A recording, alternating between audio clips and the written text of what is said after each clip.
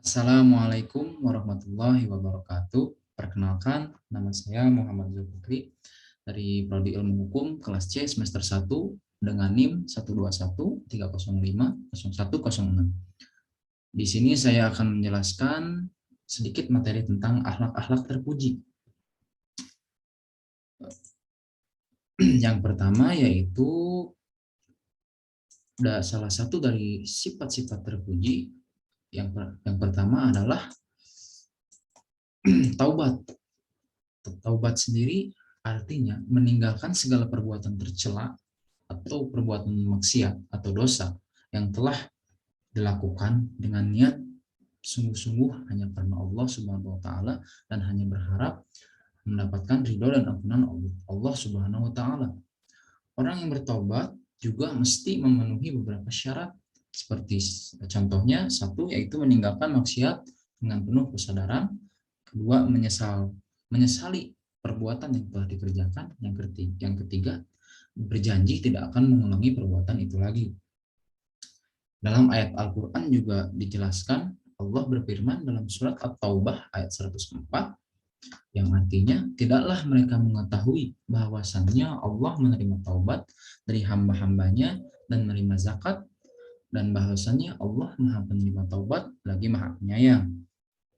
Dari ayat tersebut bahwa bisa disimpulkan bahwa Allah akan selalu menerima taubat dari hamba-hambanya yang meskipun dosanya itu diibaratkan buih lautan pun tidak akan terhitung gitu seberapa banyak dosanya. Ayat lain juga menjelaskan dalam surah Az-Zumar ayat 53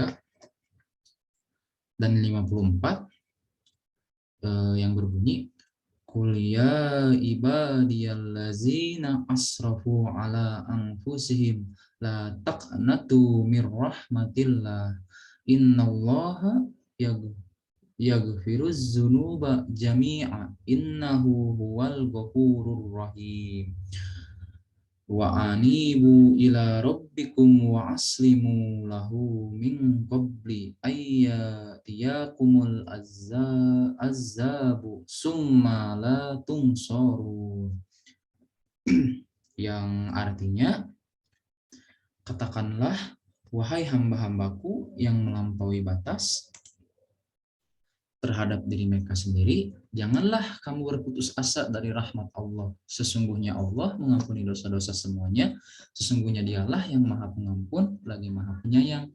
Dan kembalilah kamu kepada Tuhanmu dan berserah dirilah kepadanya sebelum datang azab kepadamu, kemudian kamu tidak dapat ditolong lagi. Dari ayat di atas adalah seruan untuk segenap orang yang terjerumus dalam maksiat, baik dalam dosa kekafiran dan dosa lainnya, untuk segera bertobat dan kembali kepada jalan yang benar, yaitu jalan yang diridhoi oleh Allah Subhanahu wa taala. Ayat tersebut juga memberikan kabar gembira bahwa Allah mengampuni setiap dosa bagi setiap hambanya yang ingin bertobat dengan sungguh-sungguh dan ingin kembali kepada jalannya.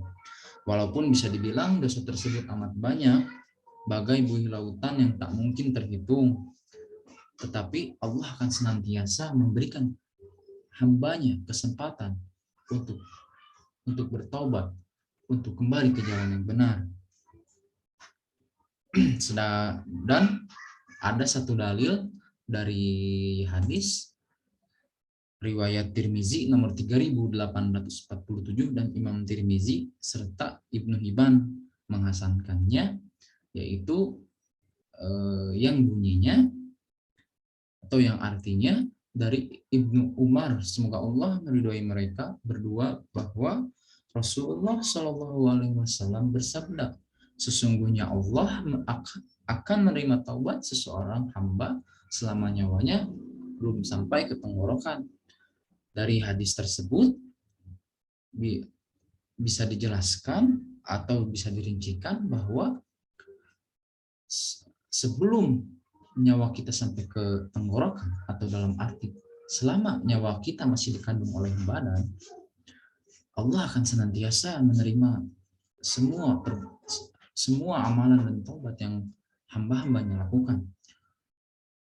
karena pada hakikatnya Allah itu adalah zat yang maha pengasih lagi maha penyayang. Oleh karena itu kita selaku hambanya yang tidak luput dari dosa dan maksiat di, di, dianjurkan Allah agar tidak berputus asa dalam dalam dalam memperoleh rahmat dan ampunan oleh Allah Subhanahu wa taala. Jadi kita sebagai hamba itu jangan merasa putus asa.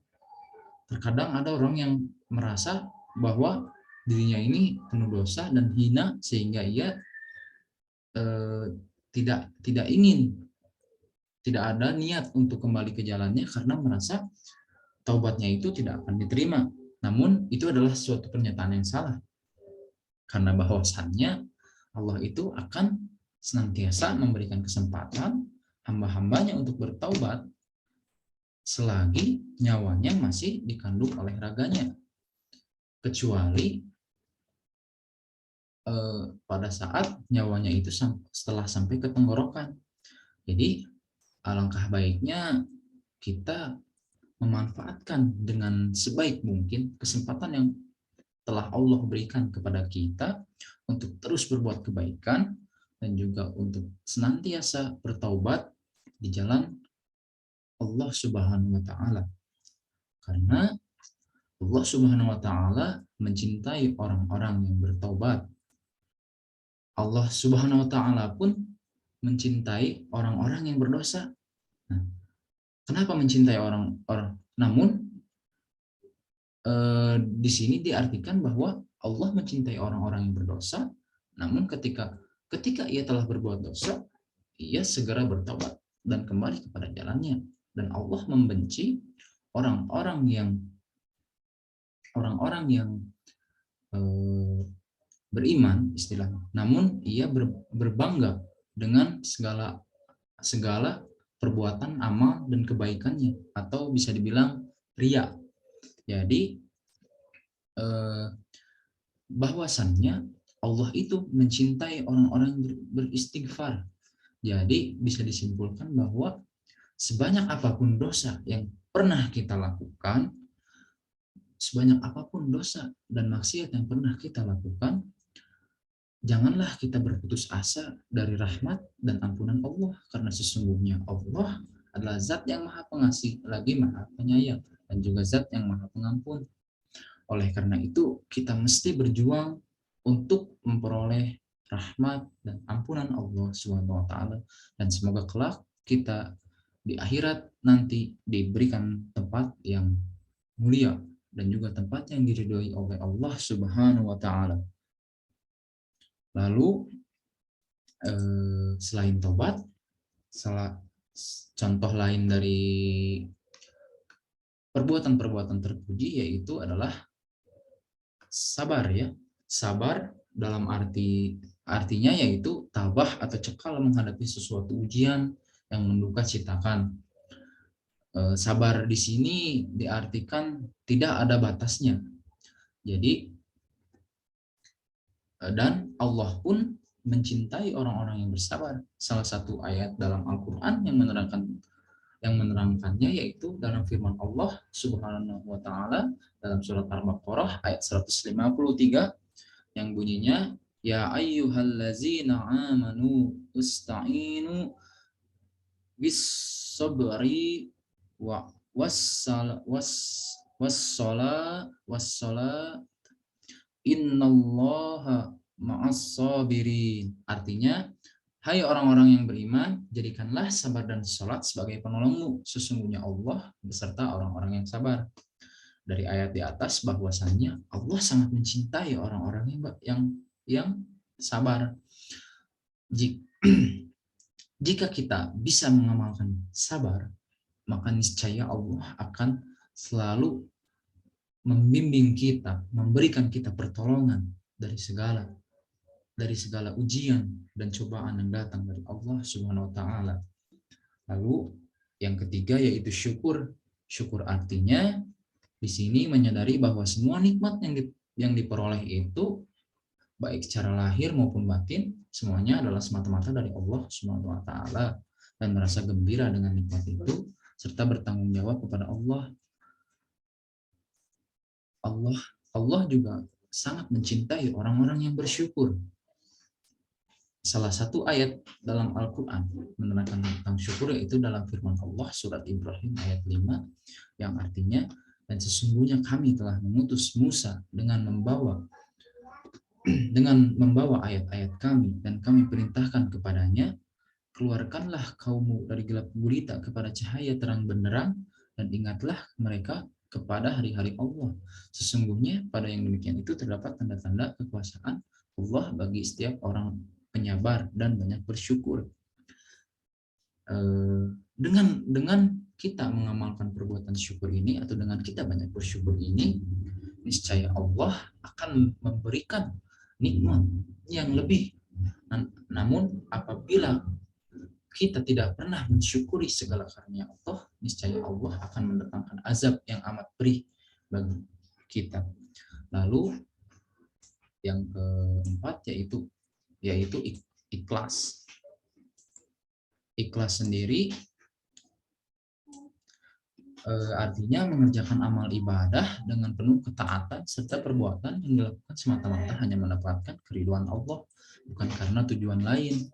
Jadi dalam segala aspek dalam kehidupan atau perbuatan kita dalam kehidupan itu hanya semata-mata hanya untuk mendapatkan ridho dan pahala dari Allah Subhanahu wa taala, tanpa ada rasa ingin dipuji, tanpa ada rasa sombong, tanpa ada rasa pamer.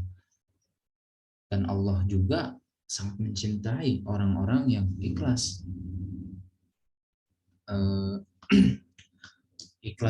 Ikhlas juga bisa kita artikan bahwa ikhlas itu dengan kita menerima segala sesuatu itu dengan hati yang lapang dada.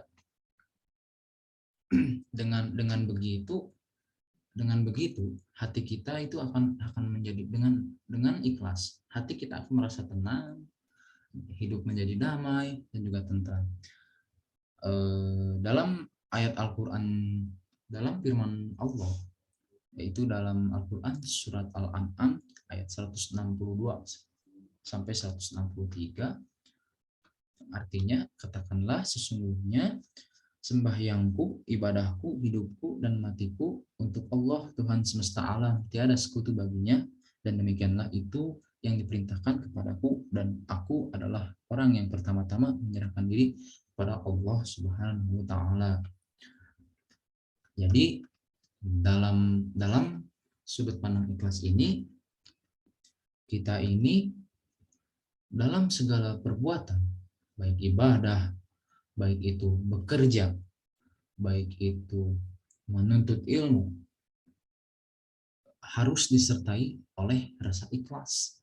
Karena dengan rasa ikhlas itu kita bisa menjadi hamba yang dicintai oleh Allah Subhanahu wa taala, dan juga kita akan mendapatkan kenikmatan-kenikmatan yang istilahnya kenikmatan yang tidak kita sangka-sangka. Mungkin sekian materi yang bisa saya sampaikan. Mohon maaf bila masih banyak kekurangan dan juga salah kata. Wabillahi taufik wal hidayah. Wassalamualaikum warahmatullahi wabarakatuh.